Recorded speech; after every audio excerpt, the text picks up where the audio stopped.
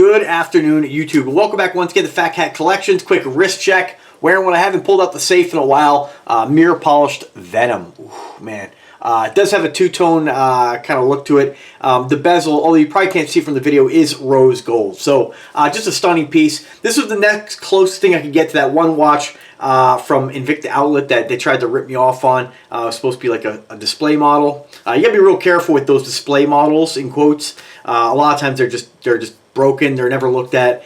So they sent me a watch with defective pins, band completely off it. And I ended up having to sell it back and get a refund. So really disappointing. The only difference was it had rose tone going down the center. Again, perfect example of, well, topic of the video, what I learned from Invicta Watches, right? From my Invicta days. If you see one, you really like it, you snooze, you lose. Sometimes you just got to pull the trigger and get it. And, you know, that watch is gone. So this was the next closest thing I can get. I do have a couple leftover links from a rose tone model. I might throw a few in there, but I just, you know, it's beautiful on its own. So, real looker. Even this is discontinued. I got a great deal on this. So let's talk about the video today. So, what I learned from my Invicta days. The reason I'm making this video is because there's another video on YouTube where I believe a gentleman talks about his Invicta days and how he ended up collecting them. And it's an okay video. You know, it's not insulting anybody. But in the video, he mainly talks about how, you know, like he learned some huge lesson about Invicta. And I think it's just kind of a deeper video than it really has to be. I encourage you to check it out. To what I learned from my Invicta days. And it kind of, to me, the video kind of makes it sound like, you know, I was a beginner, I started collecting, and I progressed past these Invicta watches, you know.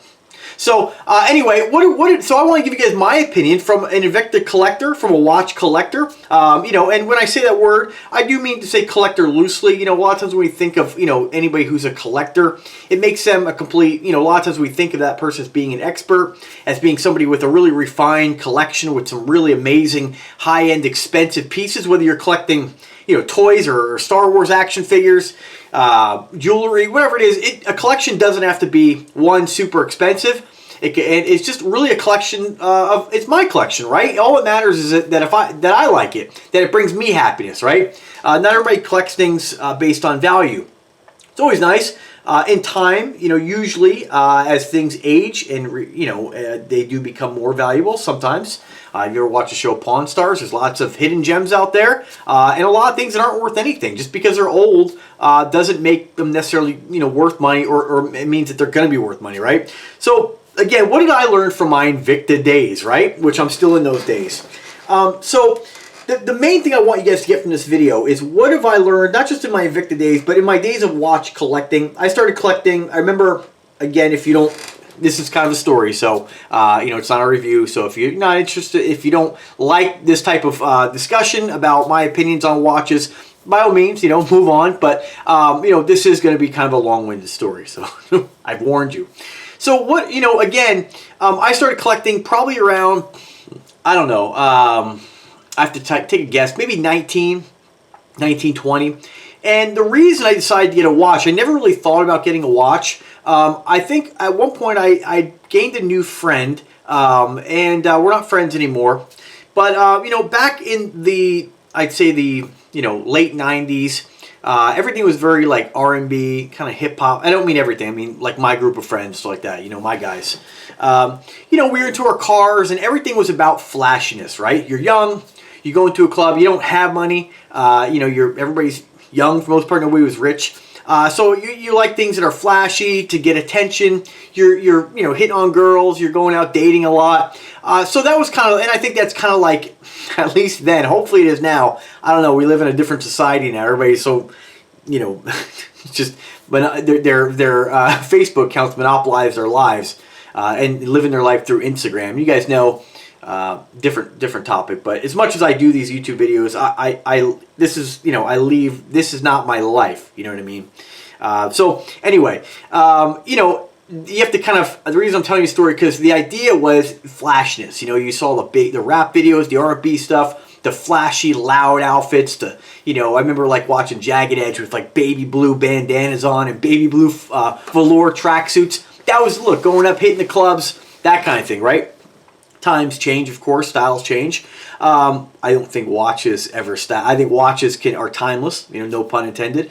And that's a matter of opinion, of course. Not everybody likes the same thing. But he was the guy who kind of like, we had the silver store in the mall. And I've always liked jewelry. Even as a young guy, you know, I always had like some kind of little chain on. And we had this silver shop that opened up, and they had great prices on sterling silver and big chains, you know. And so he ended up getting one, and he was showing it off, and I was like, man, that looks great. So I ended up getting one. And I loved it, right? And since then, that started kind of like the spark for more jewelry, right? And so my first watch that I really, that I can remember roughly, that I bought on my own was like an Elgin and a Waltham. I got them from Walmart. Very old names and watches. Again, you know, entry-level designer watches. Still have them. You know, still part of the collection. You know, and that was back in around 2000 and, I don't know, 2000, maybe 1990, yeah, 96, 97. And after that, that kind of sparked my, you know, desire to get different watches. Even, again, you can see, you know, us Invicta collectors, we are obsessive. You know, we don't have one, we have hundreds. Some of you, not all, you know, not everybody, but nobody really buys one Invicta. They get the quality, they see what they get for their money, and they're like, man, they want more. I mean, it says enough right there. But this is before, you know, Invicta was probably around, but you never really saw it anywhere. We didn't have the internet, of course, so you're kind of limited to what you would find in those jewelry stores. And a lot of stores like that, where you're going to find things like I remember my buddy bought a Baume and Mercier called the Bomb. And it was like $2,500 bucks. I was like, dude, you're crazy. Now, he was a kind of a shady guy. So, like, I was like, all right, well, you know, you got the money to spend it, or money to spend on it. But anyway, I never really thought about spending a lot of money on watches. And I still don't, right? You guys know that. And so, again, at that time, you're always looking for something new, unique. And you're really limited to just what you could find in your mall. You know, there was really no jewelry store, and limited to the prices you're going to find in the mall. You know, here's the price. You want it? This is what you're not going to find anywhere else. So come spend the money. Gucci was big. A couple of my buddies had some Gucci watches. Not me. You know, too rich for my blood. And so, you know, I got the Waltham, got the Elgin. Loved them. And as time went on, you know, I changed it. I don't know the exact. I'd have to like look at each watch to know, kind of spark, you know, when I got it roughly. But anyway, that kind of sparked my you know, my passion for watches. The Jacob watches came on the scene. They were huge in the hip hop videos and the whole hip hop world and culture. And even now, you still see some of them. Amazing company, Jacob and Company, right? So anyway, moving on down the timeline here, which brought me eventually. I got my first Invicta Venom watch. I had some of the Jacobs, you know, the other brand watches, you know, a couple G-Shocks. And I don't remember offhand what else I had. A couple Fossils. My mom worked at a place that got a discount on some things at one point, so I had some really cool Armatron diamond watches with the little diamond chip. They're Movado copies. So I started to get these pieces. Now then, there wasn't big watches, and I remember the first time I heard of a Venom watch, which is roughly, I'm guessing back, I don't know, maybe around 2011, maybe 2012. Wasn't a lot of them out there. You probably saw some on the Home Shopping Network. I don't really watch TV, you know, especially then. And so I remember seeing, after having a watch that was a maximum size of 47 millimeter, some of the Simon & Company watches from like Ugleam, they're just generic kind of costume jewelry watches. You know, they're still fun. Not a lot of quality like you're going to get with an Invicta or a lot of these other brands, right? And so 47 was huge, you know. And so when I saw that there was an Invicta Venom, just like this, but my silver one, in a 52, but the thickness is what really blew me away. It, you know, 23 millimeters in thickness. And I remember reading the ad and reading, like, I think the website or wherever I saw it, and saying, how could that can't be right. That's like, and I was like, with the tape measure, you know, like, I was like, it's almost an inch thick. Like, and I was used to wearing some pretty big watches. I was like, that watch must be gigantic. So, of course, it was about 350 bucks, and at that time, I was like, no way would I spend that much. But eventually, I did, you know. I think what I did is I sold all my other watches I didn't really wear anymore, a couple watches on eBay, and, you know, it rationalized it for me to spend that much money on a watch, you know. And some people, I mean, obviously spend thousands and thousands of dollars, but for me, it wasn't really about having the money to spend it. You know, I had the money to buy it, of course, but you know, to me, it didn't really bring, I couldn't imagine spending that much on a watch, you know. And as time has gone on, of course, that has changed a little bit. So anyway, I ended up getting the watch, and I could not believe the quality. I was used to watches that were so light, even if they're made of stainless, because they were smaller, they just, you know, they didn't have the, forget about the look and the size, you know. They just didn't have the quality. And I was just blown away at the quality of watch you got, because I've held the Gucci's at that time. I've held the bomb watches, you know, the Citizens, the Seikos, all that stuff. You know, my friends had stuff like that. I was always in jewelry stores and you know, all these different places you could look at those watches. I never really was, you know, they were cool, but you know, pretty expensive, and I just couldn't believe that that's what you got from Invicta. So that kind of sparked again, you know, wow, what else they got? And then now this is where we're at, right? What I learned about Invicta watches is that hands down, and this is the point of the video, hands down, there are companies that give you great quality and great value. Absolutely. There's tons that I have that I've mentioned many times in videos. But what I've really learned is that there's really nobody, people come close. There's people who are comparable, well, I shouldn't say close. There are people who are on par with Invicta's value. But most companies are not. Most companies are charging you a lot more for something that is of equal quality or less quality. And quality is very subjective. You know, when we feel a watch, again, when I talk about quality, I talk about tangible quality. Things that you can feel, see, and things that are going to determine the longevity of a product, or in this case, a watch, right? So when I pick up an Invicta watch, and I compare it to all these other brands that I have, Visser, Aquadive, you know, Alexander, Sterling, Aragon, Invicta, Neymar, Pagani, Bersagar. I mean, the list goes on and on. All these different brands. I just got an agreement with Addy's Dive for, we're going to have one of those in the channel. So there are so many brand, Bulova, right? There's so many brand watches out there, so many different points. And really, the difference in quality, it's so subtle. Now, I do have 3 watches. I just want to give you guys, again, just another example of 3-tier watches, right? And so, just to kind of give you guys an idea, because I mentioned this, but maybe having the brand in front of us here might give you guys a better idea of what I'm talking about when it comes to tangible quality. Tangible quality is things that when you pick up the watch, you can see and feel, right? They're things that are very obvious to anybody with no knowledge at all of watches, right? Having something made of 904 stainless steel versus 316 versus gold, to the average person picking that up, okay, they're not going to notice a difference between, if it's done of good quality, a gold-plated watch or a real gold watch, if it's done right. If you pick up a stainless steel watch made of 316 or 904, you're not going to feel the difference. The difference in quality as far as finishing, you might see the difference. That might be, you know, a tangible difference, right?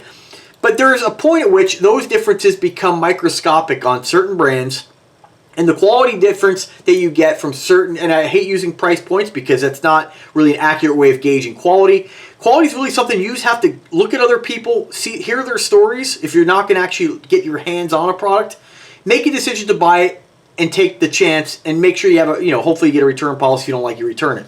So I have just an example here. Here's a Tyvese, right? Submariner Homage. This is your $18 to $25 Submariner Homage you can get on Amazon, eBay, AliExpress, everywhere. It's incredible that this is this price. When you feel the quality of the watch, it does not feel like a piece of garbage, right? But there is a difference between that and, say, my Pagani Design Homage. First thing I feel with the difference is one is lighter weight than another, right? Again, weight doesn't always determine quality, because you can have watches made of titanium.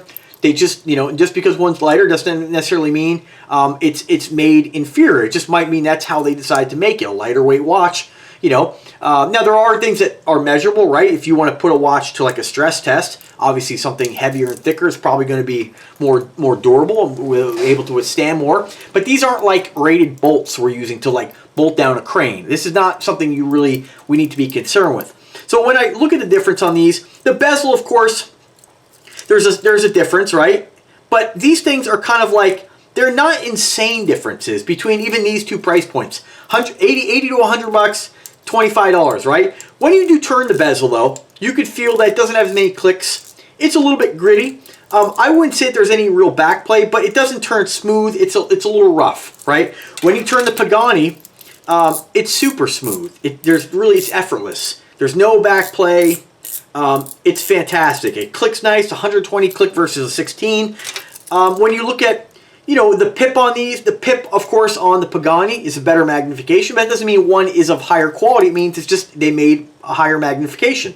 When we look at the finishing on this, I can tell the Pagani is finished a little bit better, but it's very subtle. The main thing that I notice here is that the tolerances and how the band are put together.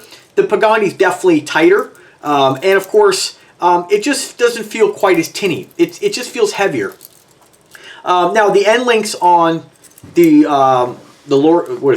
Tyvese are hollow. Of course, in the Pagani, they're solid. Adds a little bit of weight to the watch. The movement in the Pagani is an NH35 Seiko. This is just probably like a generic automatic movement. I'm not sure, maybe an inexpensive Seagull, not really sure. When we look at the movements, I mean, if you look at the movement through the exhibition window, I can't really say one looks better than the other. If anything, the Tyvese has a decorated rotor, and the Tyvese logo is pretty nice. So I would say that the Tyvese looks nicer. The case back on the Tyvese looks like, I don't think it's threaded. It's probably just an exhibition pressed case back. With the Pagani, it's a threaded case back. So there's a tangible difference. We can see that. And of course, the clasp, similar clasps, but I can't really say that one is any better than the other. I'd say the Pagani's nicer in the way it's finished. It looks like it's more of a finished milled clasp or press. It could be milled. I'm not really sure if it's milled or pressed, but generally this is what we'd see in a pressed clasp. It's very basic and thin, but this isn't going to fall off your wrist. Single push button deployant clasp. I can't really say it feels bad. Pagani uses a locking fold-over oyster-style clasp with a lock. Has a dive extension, which adds a little bit to the just another feature. I can't extra feature in the watch. Can't really say I'd say that makes the watch a better quality. But again, when you feel them, you can feel that the Pagani just feels like a better quality watch, right? Now, when we go ahead and compare the Pagani to what would be considered a higher end watch, an Aqua Dive, this watch costs $2,000, right? Now I do have it on an Aragon strap, a mesh strap, which is they do make a strap for this, but the company sent me they didn't send me a mesh strap. They sent me a ISO frame, which I'm not really. It's a beautiful strap, but I'm more of a bracelet guy, you know. So I put a Pagani, an Aragon strap on it. But we just look at the watch. When we compare the quality materials, they're both 316 stainless steel. The movement on one is an ETA versus a Seiko NH35. Now this is where differences start to become on paper, right? So when we feel these, one doesn't feel any better than the other. Subjectively, you can argue that you like one more than the other based on the look. So what can we actually see on this that makes us say that one is better? When we unscrew the crown, both feel about the same. One doesn't feel grittier than the other. They all lock down nice. The bezel on the Aqua Dive, one just feels different than the other. And really, you'd have to have somebody, in order for somebody to say, oh, well, that feels better to me, you'd have to actually know something about the watch and what your expectation is. If I told you that this was a $99 watch and this was a $2,000 watch, you didn't know anything about these, you'd probably turn the bezel on the Pagani and say, oh yeah, that feels smoother, because you're already told that it should feel smooth. There's got to be a reason that this watch is that much more than the other, right? Both have screw-down case backs. Of course, Pagani has exhibition. Generally, with an exhibition window back, you'll get less water resistance. Not always, though. I mean, we can kind of see that. I think most of the time, though, with a watch, if it's a real deep diver, we're gonna have a non-exhibition window. Now, the Aqua Dive does have a helium release valve, so that might clue us into saying, hey, this is probably a better depth rating, but not always, because there's plenty of Invictas that cost $150 with a helium release valve, so we can't really use that to determine. So what are we actually really looking at here? This is where on paper differences come into play. Now, we're going to see the movement. So we can read up about maybe the ETA is more regulated. Maybe it's a more accurate movement, right? Maybe it's a more expensive movement. That might make us say, oh, that's a better quality watch. What are the crystals made of? They both have sapphire. If one didn't have a sapphire crystal, then we might say, oh, that's inferior. But I've never scratched any watch I've ever owned, no matter what the crystal's made of. So again, on paper differences, by looking at them, you can't see any difference at all. Now, one might have an AR coating or an anti-reflective coating. That doesn't make one better. It's another feature, right? These both look the same to me. When we look at the bezel, generally, sometimes we can see a difference in bezel if one is aluminum versus like a, drawing a blank here, ceramic. Ceramic has a richer, glossier look to me. I like it more than aluminum, but there's plenty of watches that are made of that have aluminum bezels that are more expensive. So that's not an indicator of quality. That's an indicator of what the company decided to use. I'll always go towards ceramic if I can. Hence the reason why I chose this watch over an Invicta, because the Pro Diver had an aluminum bezel, and it was not, the numbers were not recessed, engraved into the ceramic. I like the fact Pagani did that. It adds a different look, a richer look in my opinion, but that doesn't make it better. And then what else? The lume. We can look at the lume. All right, the Aqua Dive is superior to almost every watch that I have. So actually that's something we can measure. It's tangible, we can see it. But if we never put these in the dark, one could say, oh, this has got better lume. It's not, you can't see it. It's not going to make any difference. And I have plenty of watches that have certain lumes that are supposed to be super bright, and they don't look any better than, my $150 Steel Dive. Steel Dive is awfully close to this, and it's a fraction of the cost. So, again, what have I learned from Invicta? I've learned that no matter what brand you go with, you really have to get your hands on it and feel the differences. And ultimately, when it comes down to most of the differences that you're going to get with what I call the quality curve, you have the quality curve where it starts off here, right? And we're like, okay, that, this is let's say we have a really entry-level dollar watch, right? Something really cheap, $10 watch. We jump up here, the quality gets quite a bit better, quite a bit noticeable, right? Once we start going from a watch like this to a Pagani, the quality is quite noticeable. We can really feel the difference. Once we start getting involved in higher priced watches, when we go with something like this compared to the Aqua Dive, the quality doesn't curve like this, right? The quality is slight. It just slightly goes up. So if we can even measure the differences in quality between these two watches, on paper, they look like this. Not like this, like this. And then once we go past this into Rolex and other super high-end expensive brands, again, that quality is slight. You're going to have to start looking at microscopic differences underneath the case back, what the movement looks like, how it's finished. All that extra attention to detail that ultimately means nothing for the longevity of the watch and nothing for the quality and the enjoyment you're going to get out of it. So that's mainly what I learned from my Invicta days, is that the quality of Invicta is really untouchable across the board.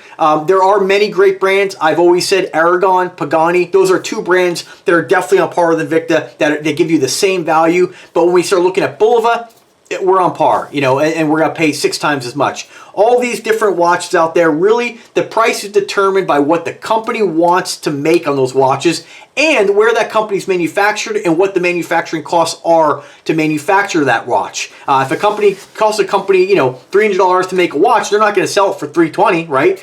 It just really depends. All that cost gets passed on to the consumer.